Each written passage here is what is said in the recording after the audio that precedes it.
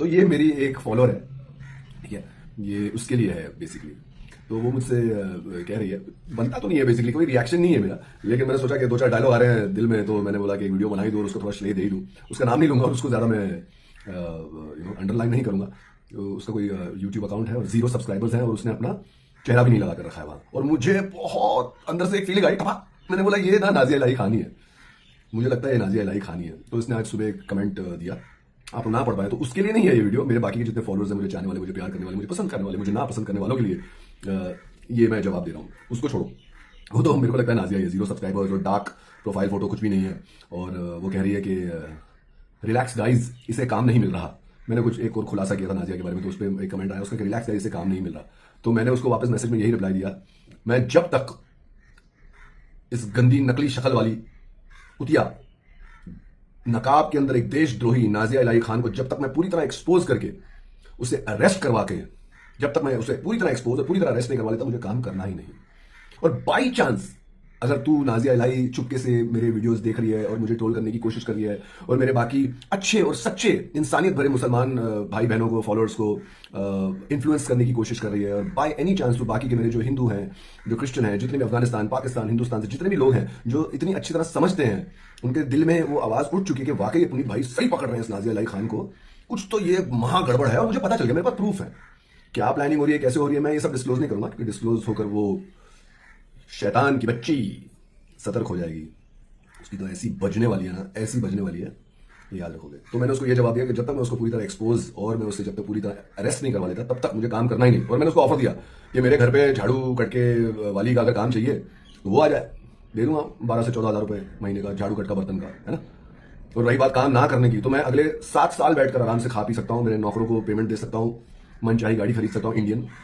और हाँ, और इसको एक सेकंड साइड के लिए साइड में रखें तो उस नकारात्मक नागिन फॉलोअर जो मुझे वाकई लगता है कि नाजिया इलाही खानी है वो तो मैं उसको बस यही कहना चाह रहा हूँ, अगर नहीं है तो मैं तुझे यही कहना चाहता हूँ कि जितना मेरा टैक्स भरने का रिबेट आता है ना 1 साल का, तो जो भी है तेरे परिवार को सिर्फ उस रिबेट के पैसे में मैं पाल लूंगा, कम से कम 2 साल, समझी।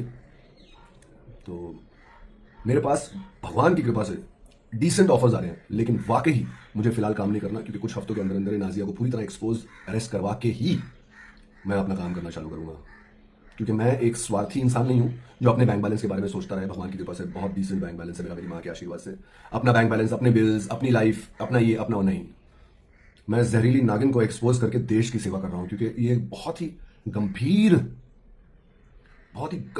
टॉपिक है। ये आप लोग पता नहीं शायद समझ पा रहे हैं या नहीं समझ पा रहे कि एक गंदी 50 साल प्लस की औरत अपना फेस चेंज करके यहाँ मीडिया पे 4 चैनलों पर बैठ के अपने आप को 34 बोलती है। उसे एक ब्राह्मण आदमी मिला जो उसकी बाहरी छवि पर फिदा हो गया था, उसको देवियों की तरह पूजा, तो मेरी देवी माँ भी नाराज हो गई, इसलिए उसके अंदर से सारा जहर उगलने लगी। वो फोन पे शुरू हुआ ये अफेयर, सोशल मीडिया पे अनाउंस हुई एंगेजमेंट, सोशल मीडिया पे ब्रेक ऑफ, और सोशल मीडिया में ही अभी ये झंडू सी कॉन्ट्रोवर्सी, क्योंकि इस कुतिया ने एक पहला गलत वीडियो बना दिया। इसने सोचा भी नहीं होगा कभी नाजिया इलाही खान ने कि मैं इसे जवाब दूंगा, क्योंकि इसने सिर्फ मेरा नम्र साइड देखा है। मैं इसके आगे झुका रहता था, क्यों? इसलिए नहीं क्योंकि ये ज्यादा पावरफुल है या ये ज्यादा दमदार है कि ये ज्यादा पॉलिटिशियन है, बड़ी ये करती है, नहीं, क्योंकि ये मेरे संस्कार हैं। मुझे जो उसके पहले जो मुखौटे थे ना, मुझे लगता था वाकई ये शक्तिशाली देवी स्वरूप औरत है, इसलिए हमेशा मैं उसके आगे नम्रता से पेश आता था और उसको बोलता था आगे बढ़ो, आप प्राप्ति करो जीवन में, आगे बढ़ो, फाड़ो, जो करना करो। और उसी सिलसिले में मैं भी एंटी मुस्लिम और एंटी इस्लाम हो गया था, जब अभी मैं रियलाइज करता हूं कि एंटी मुस्लिम होना सही नहीं है। इस्लाम में भी बहुत सारी चीजें हैं, कुरान 9.5 तो आप जानते हैं, 47:4 आप जानते ही हैं, और भी कितनी आयतें हैं जहां पर कुरान और जहां पर हदीस मुझे एक काफिर मानती है, ठीक है। और जब यहां पर तादाद बढ़ जाएगी मुसलमानों की इस शहर में, इस देश में, दावत की इस्लाम की दावत दी जाएगी मुझे, और अगर मैं कबूल ना करूंगा तो मेरे साथ जंग की जाएगी। ये साफ लिखा हुआ है आपकी मजहबी किताबों में। आप लोगों को मैं इसलिए बता रहा हूं क्योंकि आप थोड़ी वो मुल्ला मौलवी हैं या हाफिज कुरान हैं या हाफिज हैं जो आपको बुरा लगेगा कि हमारी मजहब की असलियत बता रहे हैं। आप लोगों को मैं इसलिए इतने बिंदास कह रहा हूं क्योंकि मुझे पता है कि आप उन अच्छे मुसलमानों में से हैं जिनके अंदर इस्लामियत कम और इंसानियत ज्यादा है। मैं कुछ बहुत अच्छे विद्वानों से भी यह समझाऊं कि अगर आपने इस्लाम में डुबकी लगा दी, पूरी तरह अगर लगा दी, तो मैं, क्रिश्चियन, जू, हम सब आपका फर्ज बन जाएंगे कि हमें काटना ही काटना है। यही होता आया है 1450 सालों से। आप लोग भी, मेरे अच्छे मुसलमान भाई बहन, दोस्तों, फॉलोअर्स, मुझे पसंद करने वाले, ना पसंद करने वाले, इस चीज को नहीं पूरी तरह समझ पा रहे हैं क्योंकि आप लोग भारत के रहने वाले हैं। वो अफगानिस्तान में मेरा एक फॉलोअर भाई आया है, उससे पूछा अफगानिस्तान में क्या हालत है वहां पर महिलाओं की। कचरे की तरह ट्रीट किया जाता है महिला को, जब शरिया लग जाए, इस्लामी शरिया जब लग जाए, कचरे की तरह ट्रीट किया। कचरा भी आप तहजीब से फेंकते हो, औरत की कोई औकात ही नहीं रहती अगर एक नेशन इस्लामी बन जाए। ईरान में देख रहे हैं सब की सब औरतें आके अपना बुरखा फाड़ के फेंक रही हैं, जला रही है, क्योंकि उनको इस्लामिक प्रेशर नहीं चाहिए।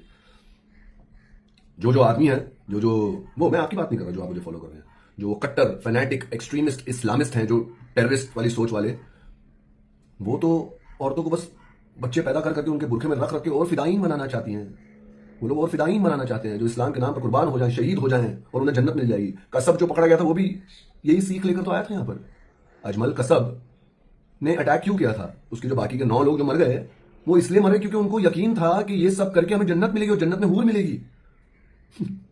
समझ रहे हैं आप? ये फैक्ट है, इसके अलावा और कोई फैक्ट नहीं है।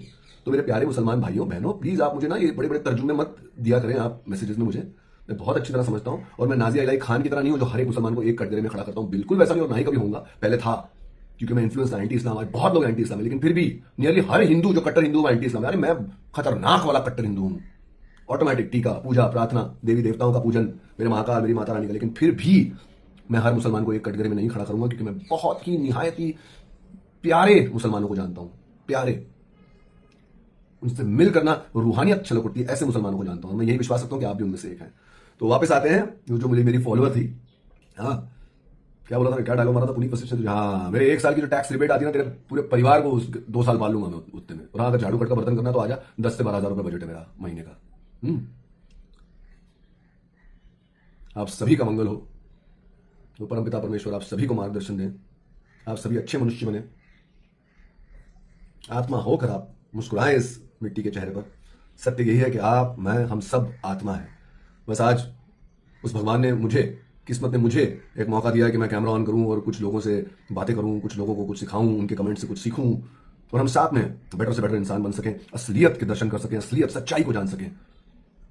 एक किसी और बहुत अच्छी मुसलमान लेडी ने कमेंट किया था, सनातन के बारे में मैं अवश्य वीडियोस बनाऊंगा। लेकिन फाइनली सबकी सोच वही जानी है, सबकी सर्च वही जानी है कि उससे एक होना यार, बाकी तो कुछ है ही नहीं।